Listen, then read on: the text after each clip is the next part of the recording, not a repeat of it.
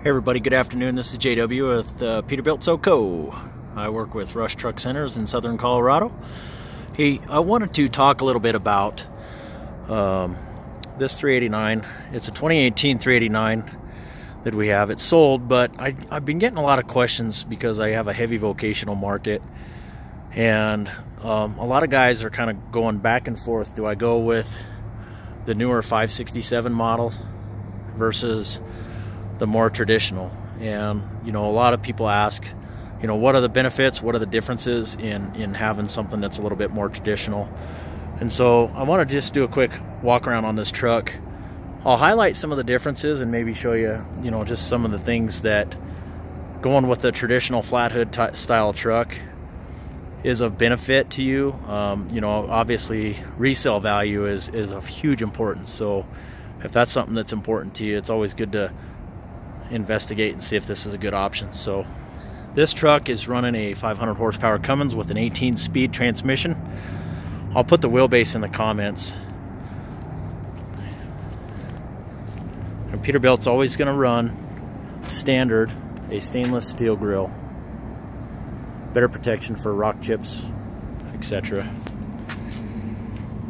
This one has the front tow hook.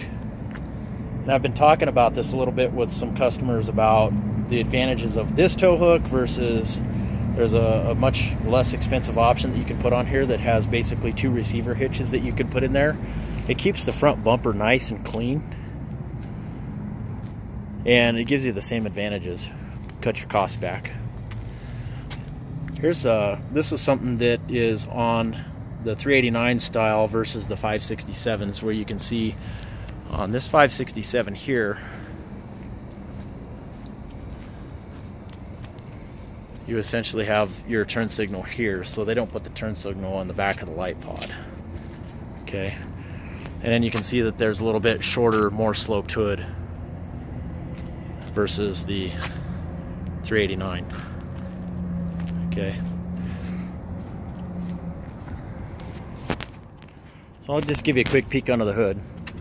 Essentially, it's the same in both trucks.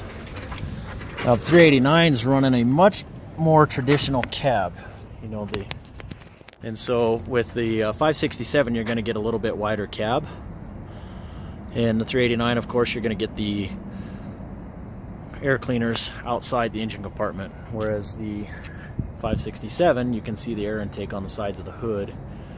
And not necessarily one better than the other, it's just personal preference.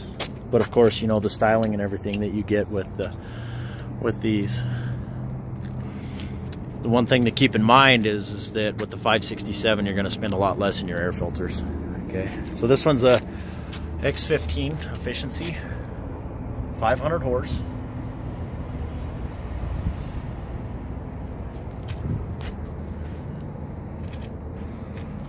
We put remote lube on this truck here.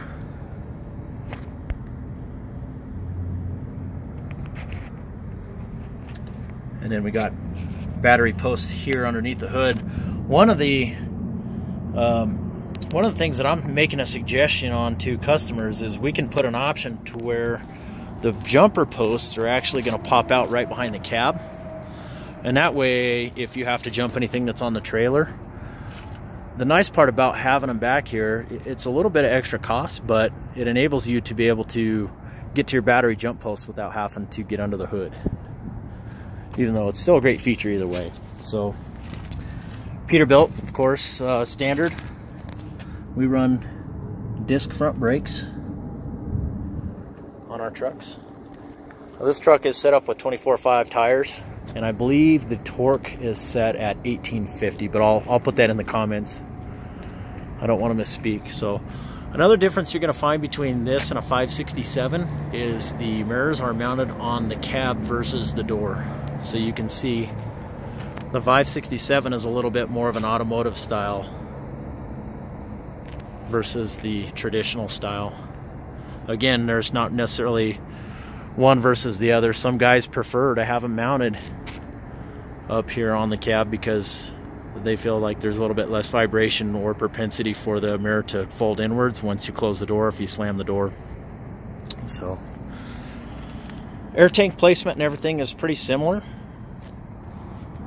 This cab sits a little bit higher, and again, it's a little bit more narrow. But on the 389, one of the options that I'm gonna go over, and once I get one in stock, I can't wait to do a more detailed video on it. But you can see we do the cab extension here. This allows you to recline your seat back about another, I think, 10 degrees.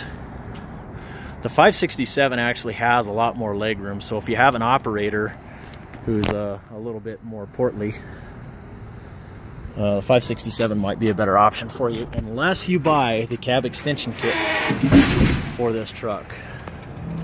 And also, it will add another 5.5 inches of headroom for around $3,000 to $3,300.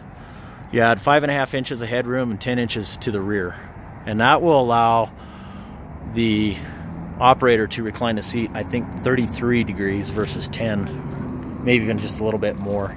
So the other thing that I've never really went into much detail on is the split tank. So this truck here has a 120-gallon tank on the left side.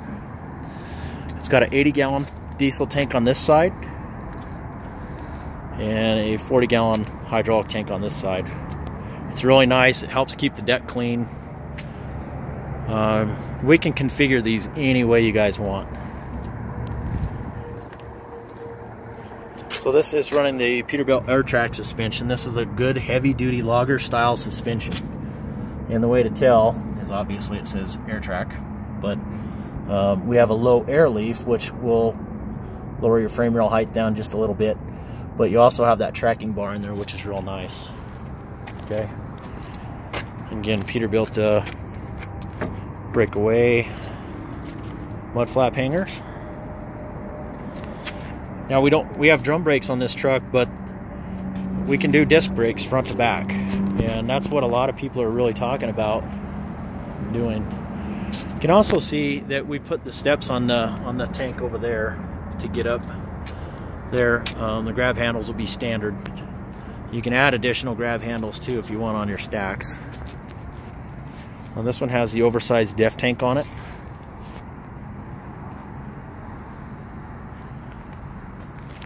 The other advantage over the 567 here with this truck is you do get your window. I'm going to double check and see, and I may put it in the comments. I'm not sure if on a 567 you can add that window, but I'll certainly look into it. So I'll go ahead and jump inside.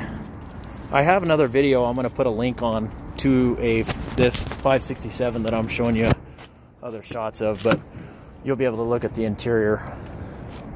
So again, with the mirrors mounted up there, it does limit just a little bit on how much you can open the door versus the 567, where you can open it almost 90 degrees. For me personally, it's not a big problem getting in. Another thing that I wanted to share with you guys, this is still a mechanical clutch on this truck, and it does go through the floorboard. So for you purist truckers, this is still the way it is done. And if you look at the 567, or if you ever jump and drive a 567, the clutch feel is completely different because it's an air assist clutch, and it is phenomenal, especially if you're in traffic a lot. So this truck here, again, you're gonna have a little bit less space between the seats, and then you can kind of see here how that cab extension on the window goes out. It actually really does make a difference. Okay. So this truck as well, again, a lot more traditional in how the gauge sets are done.